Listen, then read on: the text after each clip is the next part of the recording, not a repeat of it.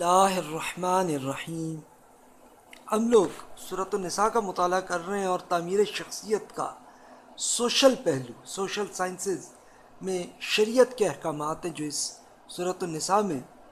اب تک آپ نے بہت ڈیٹیل سے یہ دیکھ لیا کہ فیملی سے متعلق کیا کیا اللہ تعالیٰ نے احکامات دیے ہیں، اور اب ہم یہ حکومتی فیصلے کے بارے میں اللہ تعالیٰ نے ایک پالیسیز یہ بتائی ہیں، آج ہم اس کا مطالعہ کر رہے ہیں۔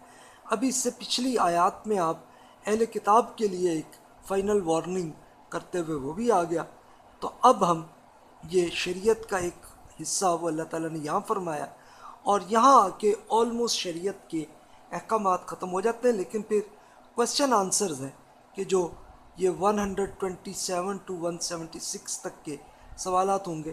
اس سے پہلے بیچ میں جو ہے یہ خاص طور پہ جہاد سے متعلق احکامات وہ اللہ تعالیٰ نے ارشاد فرمائے ہیں، اور کچھ کومنٹس منافقین کو بھی کر دیے، انہیں بھی بتا دیا کہ تمہیں ایسی حرکتیں نہیں کرنی، یہ تمہاری غلطی ہے۔ تو پھر ان میں سے بہت سے لوگ پہ سمجھ آئی تھی ان کو بات، اور وہ ایمان لے آئے تھے۔ تو شریعت کا یہ حصہ آخری ہے جو ہم کر رہے ہیں۔ اس کے بعد آگے کویشچن آنسرز ہیں، تو وہ 127 سے پھر وہ شروع ہوگا سلسلہ۔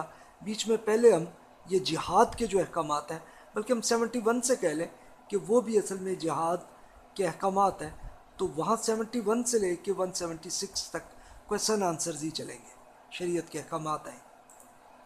تو اب ہم سٹارٹ کرتے ہیں کہ حکومتی فیصلے کو کیسے آپ نے کرنا ہے، کیسے آپ نے ڈیسیژن میکنگ کرنی ہے۔ ایک اصول بتا دیا، اس پہ آپ ان تفاسیر کو پڑھ لیجئے جس کی میں کمپیریٹیو اسٹڈی کرتے ہوئے یہاں پہ اس کا یہ ترجمہ وہ کر رہا ہوں، اور آپ اس میں یہ کر لیجئے کہ اس میں بہت سی مثالیں آپ کو اس میں آپ کو مل جائیں۔ بسم اللہ الرحمن الرحیم، اللہ کے نام سے جو سراسر رحمت ہے، جس کی شفقت ہمیشہ کے لیے، اللہ تعالیٰ کی شفقت ہمیشہ ہی ہے اور ہم پہ بہت پیار کرنے والا۔ ان اللہ یأمرکم ان تودوا الامانات الی اہلیہا واذا حکمتم بین الناس ان تحکموا بالعدل ان اللہ نعم ما یعظکم بہ ان اللہ کان سمیعا بصیرا۔ اہل ایمان، اللہ نے آپ کو ایک عظیم حکومت عطا کرنے کا فیصلہ کر دیا، تو اس موقع پر اللہ تمہیں ہدایت کرتا ہے کہ اب کیا اللہ کا حکم کیا ہے؟ ذمہ داریاں ان کے حقداروں کو میرٹ کے ساتھ ادا کریں، جب لوگوں کے درمیان فیصلہ کریں تو انصاف کے ساتھ کریں، یہ دوسرا حکم۔ نہایت اچھی بات ہے یہ جس کی اللہ تمہیں نصیحت کرتا ہے، بے شک اللہ سننے والا اور دیکھنے والا ہے، یعنی اللہ تعالیٰ سن بھی رہا ہے، دیکھ بھی رہا ہے، ریکارڈ بھی کر رہا ہے آپ کے عمل کو۔ تو اب دیکھیے کہ یہ پہلا حکم یہ دیا گیا کہ میرٹ کے ساتھ آپ اپنے حقداروں کو، حقدار کون ہوں گے کہ جس میں زیادہ میرٹ ہے جس کام میں، تو ان کو رسپانسبلٹیز دے دیں، یعنی گورنمنٹ کی جو جابس دی جائیں گی تو وہ میرٹ کے لحاظ سے دینا ہے۔ اور واقعی رسول اللہ صلی اللہ علیہ وسلم نے ایسا ہی کیا کہ ایسے لوگوں کو گورنر بنایا کہ جن میں واقعی ٹیلنٹ تھا، میرٹ تھا، اور اس میں یہ تعصب نہیں کیا کہ وہ ہماری فیملی کے ہیں یا کسی اور جگہ کے ہیں۔ مثال کے طور پہ رسول اللہ صلی اللہ علیہ وسلم نے جیسے یہ معاذ بن جبل رضی اللہ عنہ جو انصار مدینہ منورہ کے رہنے والے تھے لیکن بہت بڑے عالم تھے، تو ان کو یمن کے گورنر بنا کر ان کو بھیجا تھا۔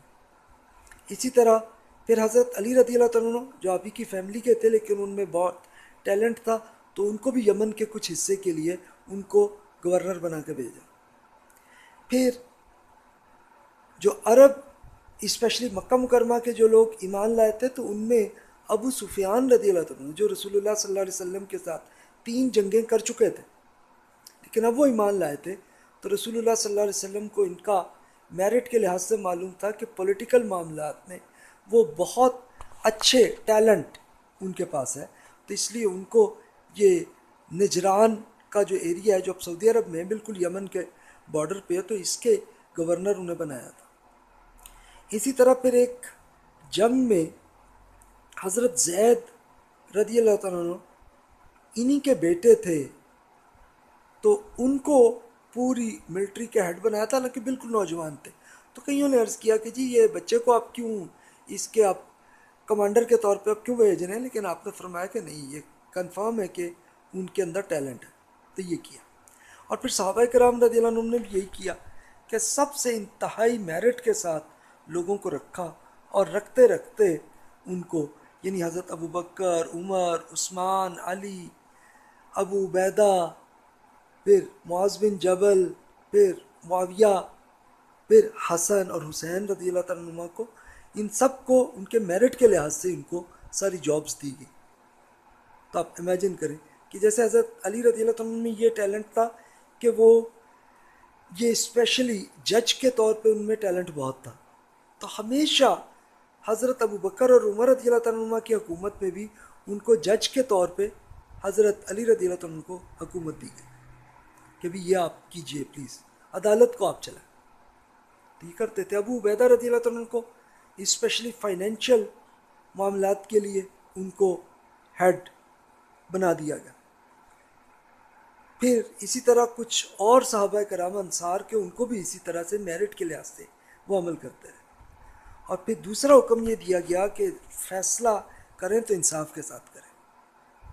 تو اس سے آپ کو مثالیں ایسی ہسٹری میں ملیں گی کہ جیسے حضرت علی رضی اللہ عنہ کا معاملہ یہ تھا کہ آپ کی بہت اچھا ٹیلنٹ تھا عدالت کے معاملے میں. تو بہت سے پھر جج جو ہیں ان کے جو اسٹوڈنٹس تھے وہ بھی جج بنے، انہوں نے سیکھا.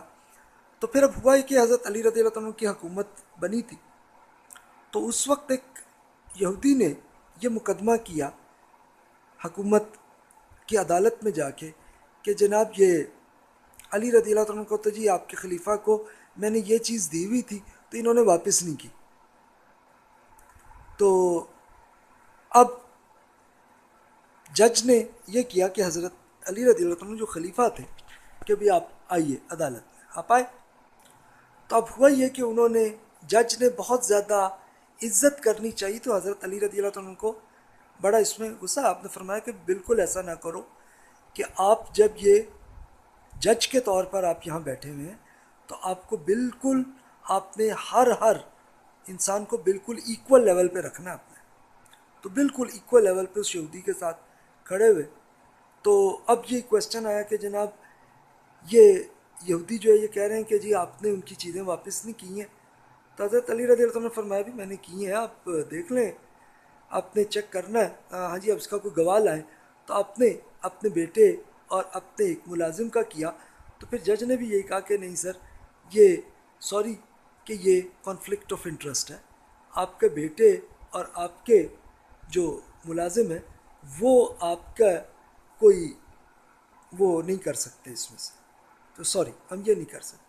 تو حضرت علی رضی اللہ عنہ نے بہت پسند کی بات کو، اور آپ نے فرمایا بالکل ٹھیک ہے، آپ کا فیصلہ بالکل درست ہے. اگرچہ انہوں نے جو آئٹمس، کوئی تلوار تھی یا کوئی چیز تھی جو اس یہودی کو دی ہوئی تھی، انہوں نے دوبارہ ان کو دی، لیکن یہودی فوراً مان گئے کہ جناب یہ واقعی سچے ایمان والے ہیں، اور انہوں نے خود وہ چیز نہیں لی اور وہ ایمان لے آئے تھے. امیجن کریں کہ یہ ایسی مثالیں آپ کو نظر آئیں گی کہ حکومت کے معاملات کو ایسے چلانا ہے. اچھا ہمارے لیے ہماری حکومت کو بھی ایسی کرنا، اور اس کے ساتھ ساتھ آپ کو جب کسی بھی حیثیت سے کوئی کام، چاہے کسی کمپنی میں چاہے کسی ادارے میں آپ کر رہے ہو، تو کرتے ہوئے آپ نے یہ میرٹ اور انصاف، یہ آپ کا اصول ہونا چاہیے. اگر اس پہ عمل کرتے ہیں تو آپ کے لیے بہت بڑا اجر، اور نہیں کرتے تو پھر اللہ تعالیٰ آپ کا پورا ریکارڈ کر رہا ہے. سوچ لیجیے. یہ پھر آپ خود فیصلہ کر لیجئے. یہ ظاہر ہمیں دوسروں کا نہیں کرنا چاہیے، صرف خود اپنا ڈیسیجن ہمیں کر لینا چاہیے. پھر اگلی آیت میں یہی مزید احکامات ہیں. یا ایھا الذین آمنوا اطیعوا اللہ واطیعوا الرسول واولی الامر منکم فإن تنازعتم فی شیء فردوه الی اللہ والرسول ان کنتم تؤمنون باللہ والیوم الآخر ذالک خیر واحسن تأویلا. اہل ایمان، یہ خدا کی بادشاہی ہے. اس میں اب یہ تیسرا حکم، اللہ کی اطاعت کریں اور اس کے رسول کی اطاعت کریں، اور ان کی بھی جو آپ میں سے معاملات کے ذمہ دار بنائے جائیں. نمبر 4 ہے کہ پھر اگر کسی معاملے میں آپ میں اختلاف رائے ہو تو فیصلے کے لیے اسے اللہ اور اس کے رسول کی طرف لوٹا دیجیے اگر آپ اللہ پر اور قیامت کے دن پر ایمان رکھتے ہیں، یہ بہتر ہے اور انجام کے لحاظ سے اچھا۔ تو یہ بتا دیا گیا۔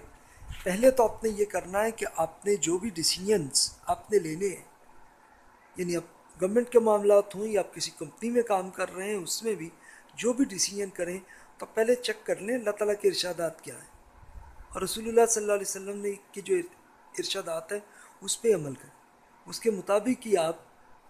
پھر اس کے ساتھ ساتھ یہ بتایا گیا کہ بھی آپ کے جو بھی ذمہ دار بنائے جائیں تو آپ انہی کی آپ نے انہی کے مطابق اطاعت کرنی ہے۔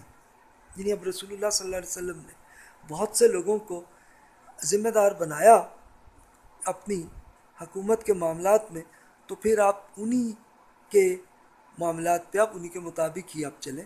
اگر آپ کو اختلاف ہو جائے تو پھر اللہ اور اس کے رسول کی طرف لے چلیں اس معاملے کو، وہی ڈیسیجن لیں گے اس میں۔ تو اب یہ دیکھیے کہ یہ صحابہ کرام اسی پہ ہی عمل کرتے رہے اور اس کے عین مطابق چلتے رہے۔ پھر اس کے بعد اگلی نسلوں میں ہم نے یہ انحراف کیا کہ ہم لوگوں نے میرٹ کو چھوڑ کر ہم نے یہ کیا کہ اور بہت سے لوگوں کو ہم نے اپنی ایسے ذمہ دار بنا دیا کہ جن میں میرٹ نہیں تھا، اور اس کے ساتھ ساتھ تبھی ہماری حکومتیں جو ہیں وہ بری طرح تباہ ہوتی بھی رہیں، اور اینڈ پہ آ کے تو پھر یہ ہوا کہ ہم پہ بھی وہی سزا آئی کہ جو اس سے پہلے بنی اسرائیل پہ آئی تھی، کہ ان پہ مغلوبیت کی سزا ہو گئی تھی۔ تو سیم ہمارے ساتھ بھی ہوا کہ ہم لوگوں نے، ہماری حکومتوں نے جب اچھے عمل نہیں کیے، میرٹ کے مطابق عمل نہیں کیے اور اللہ کے رسول کے مطابق اطاعت نہیں کی، تو رزلٹ پھر یہ آیا کہ سب سے پہلے تو منگول کے لوگ، ہلاکو خان، اس نے آ کے پورے ایریے کو بری طرح تباہ کیا، اور خود جو ہمارے حکمران جو آخری خلیفہ تھے، جو بادشاہی تھے اصل میں، تو ان صاحب کو تو پھر یہ کیا کہ ایک بوری کے اندر بند کر کے اٹھا کے لے گئے۔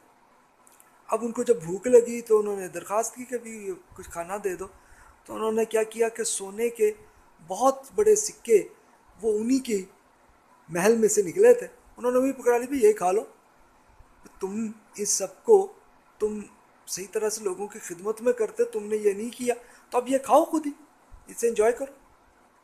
تو یہ پھر نہیں کر سکے اور پھر ان کو ہلاکو خان نے قتل بھی کر دیا تھا۔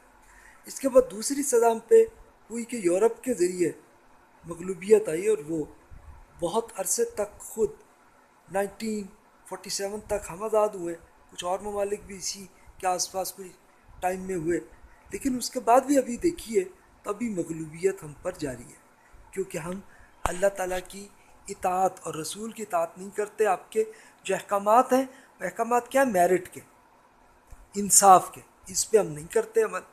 اور پھر مزید دیکھیے کہ ہم کیا کرتے ہیں کہ معاملات کے ذمہ دار جو ہیں ان کی ہم اطاعت نہیں کرتے، بلکہ ان پہ ہم پروپیگنڈا کرتے کرتے ہم یہ کرتے ہیں کہ اس کے نتیجے میں ہماری کوشش یہ ہوتی ہے کہ احتجاج ہی کرتے ہیں، عدالت ہماری یعنی ہماری عادت یہ بن چکی ہے۔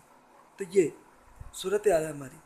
اور پھر یہ بتایا کہ آپ میں اختلاف رائے ہیں، اور کوئی دینی اگر معاملہ تو اللہ رسول کی طرف لٹائیے، پھر آپ قرآن میں پڑھ لیں، رسول اللہ صلی اللہ علیہ وسلم کے ارشادات میں پڑھ لیں تو اس پہ کر لیں، اور اگر یہ عام دنیاوی معاملہ تو خود لاجیکلی سوچ لیں، اس میں اجتہاد کرتے ہوئے، اور پھر دیکھ لیں۔ تو یہ طریقہ یہ ہونا چاہیے کہ ہم اس پہ عمل کر رہے ہیں یا نہیں کر رہے۔ میں نے تو آپ کو مثالیں دے دیں کہ ہماری ہسٹری میں آپ کو بہت سی مثالیں ملیں گی کہ جب ہم نے اس پہ عمل نہیں کیا تھا تو پھر ہمارا رزلٹ کیا ہوا تھا۔ یعنی یہ دو بڑی بڑی مغلوبیت ہم پہ آ چکی ہیں، مسلط ہو چکی ہیں، اور ہم بڑی کوشش کرتے ہیں، بڑا احتجاج کرتے ہیں، بڑی جنگیں بھی کر لیں، لیکن کوئی رزلٹ بھی نہیں آیا۔ تو یہ صورتحال ہے۔ تو ان پہ ہم عمل کریں تو انشاءاللہ پھر امید ہے کہ اللہ تعالیٰ ہم پہ عنایت کریں گے، ہمیں پھر آزادی بھی دیں گے۔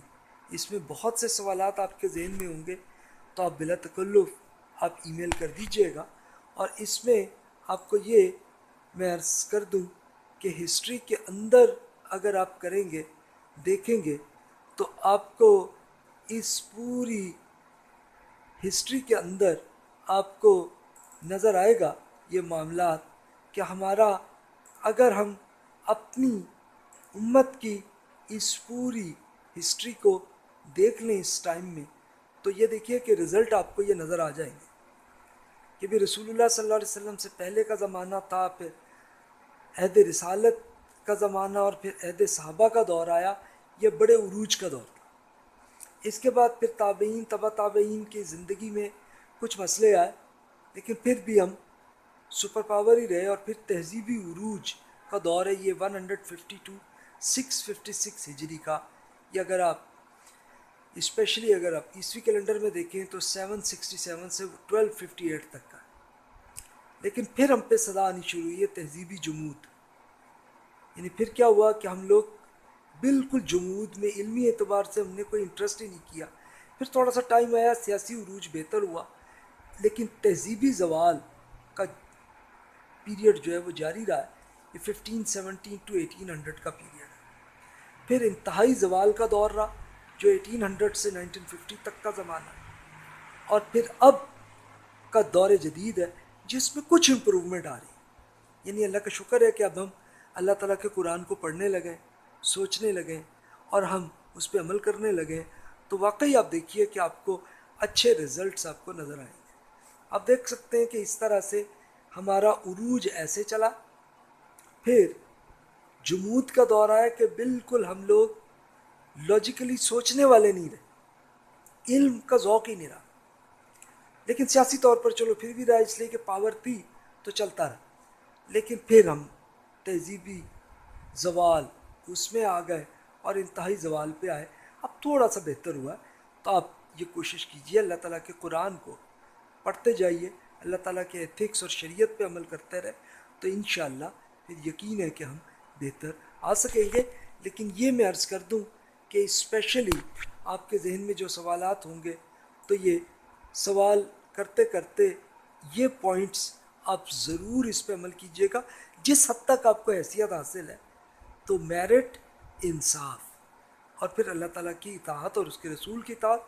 کوئی اختلاف ہو تو اس طرف ہی رجوع کر کے دیکھ لیں کہ وہاں کیا احکامات ہیں، اور اگر وہی ہے تو پھر اس پہ عمل کریں، اگر نہیں ہے تو پھر آپ خود اس میں بیسک بیسس پہ ایک جمہوریت کے ساتھ آپ خود ڈیسیجن لے لیں۔